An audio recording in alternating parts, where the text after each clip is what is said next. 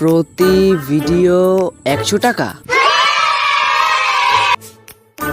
ওদিকে যান। এখানে আবার কি লেখা? বামে যান।